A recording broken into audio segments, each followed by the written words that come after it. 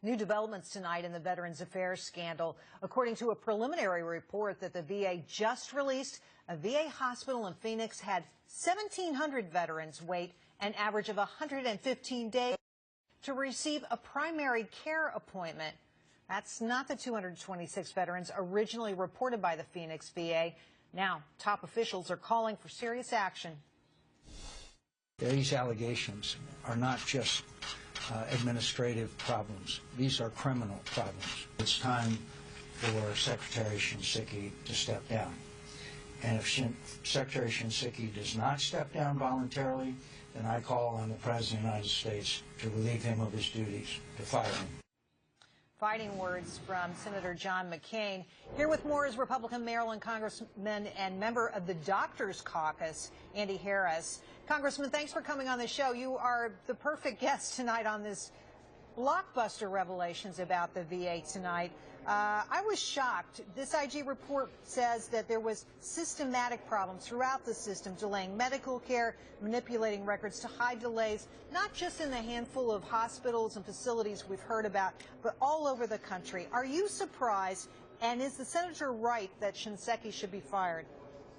Actually, having worked in the VA hospital and in a military hospital, as well as the private sector, I'm not surprised at all. I think Senator McCain is right about this. I think that this is not limited to the Phoenix VA. I think this is a systemic problem.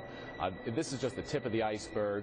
When you talk to veterans who express their frustrations at dealing with the VA system on a day-to-day basis, this doesn't surprise me at all. The magnitude is astounding. 1,700 veterans on a secret waiting list haven't gotten their appointments for primary care yet.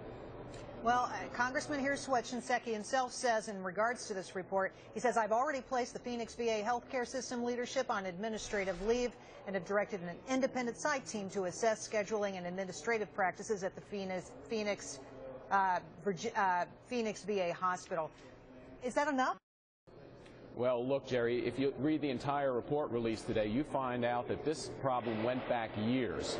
And I think General Shinseki's response today was too little too late. This is years in the making. Again, it shouldn't have had a whistleblower, a physician who retired from that VA, finally blew the whistle on it. This was well known. The Inspector General documents in that report year after year describing the problems at the VA with long waiting times, and unfortunately nothing was done about it. We had a detective on last night who worked at the Miami VA facility. He said that patients there and others would stand outside the VA facility and sell their prescription drugs or illegal drugs.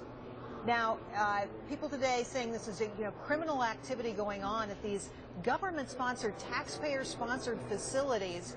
How does this get changed? I mean, we've got some heads rolling, people put on administrative leave. Is that a response?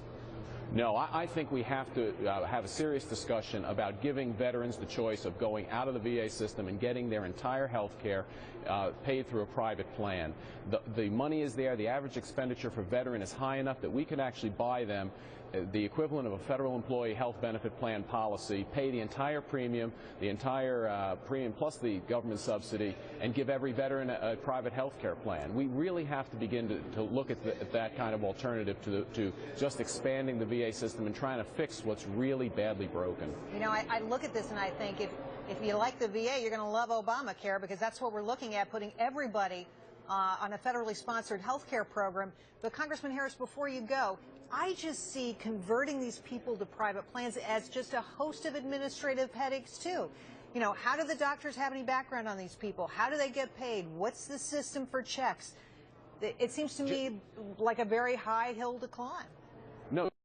You're right. The transition would be difficult. I think you start with new enrollees who don't have records at the VA. These 1,700 patients waiting at the Phoenix VA are waiting. A lot of them are new enrollees waiting for their first visit.